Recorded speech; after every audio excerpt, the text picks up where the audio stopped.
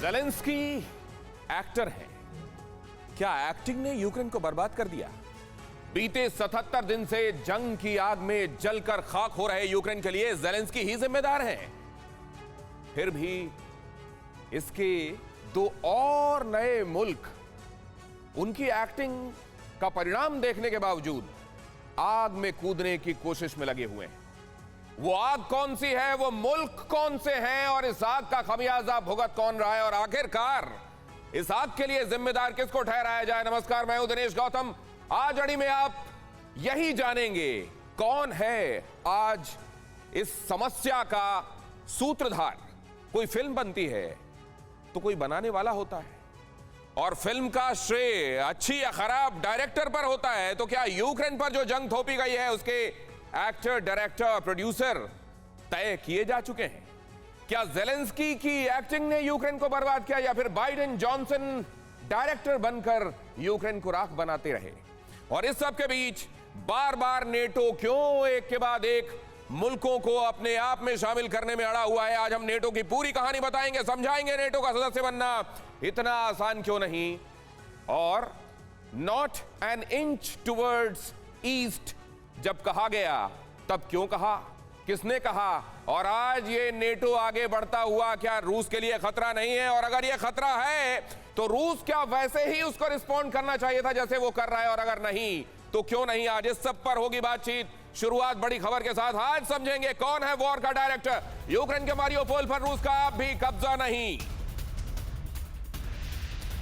Azov steel plant के भीतर Ukraine की सेना मौजूद।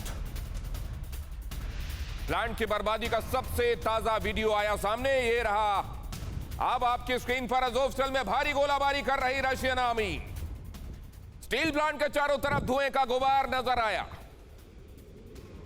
स्टील प्लांट पर लगातार हो रही बमबारी, खास तौर से सरफेस पर जो नजर आ रहा है वो यही नजर आ रहा है। चिंता की बात रूस के लिए ये कि जो 6 मंजिला नीचे की तरफ तहखाना है उससे लोगों को कैसे बाहर निकाला जाए, लेकिन ऊपर सतह पर कुछ बचेगा भी या नहीं, ये बमबारी तो यही दिखाती है कि कुछ दिनों बाद यहां आपको समतल सतह ना दिखाई दे।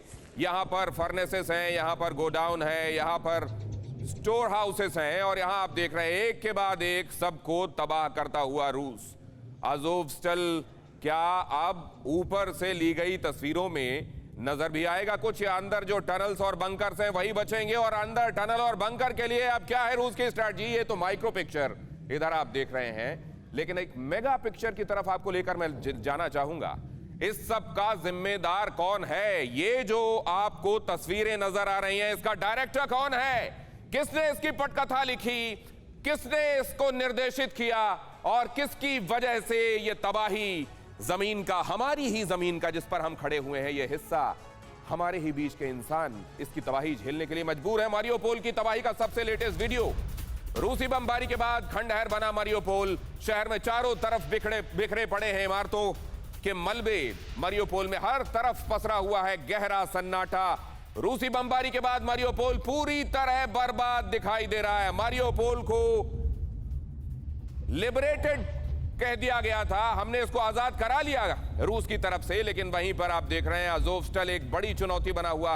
मारियोपोल भी लगातार ये हमले आज भी झेल रहा है, क्योंकि यूक्रेन को लगातार हथियार मिल रहे हैं, हथियारों की ट्रेनिंग मिल रही है। वहां के सैनिक उन जगहों पर फिर से जाकर उस पर कब्जा करना जा रहे हैं जहां रूस ने अपने इन्फ्लुएंस और खुद के डोमिनेंस का दावा कर लिया था। जाहिर है रेजिस्टेंस उन जगहों पर रह रहकर दिखाई देता है, लिहाजा जिन जगहों पर आपको यह लगता है कि शायद अब यहां आग शांत हो गई, वहां कुछ ही दिनों में फिर से धुआं उठता हुआ नजर आता है। रूसी बमबारी के बाद की ये तस्वीरें आप देख रहे हैं। अज़ोवस्टल की तस्वीरें मैंने आपको दिखाया, और मारियोपोल में क्या चल रहा है वो आपको दिखाया। कल ही मैंने आपको खैरसॉन दिखाया था।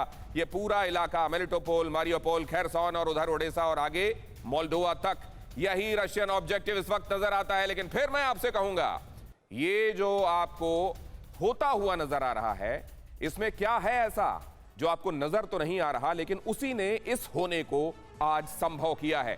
परवाह देश की, सोमवार से शुक्रवार रात 10 बजे TV9 भारतवर्ष पर।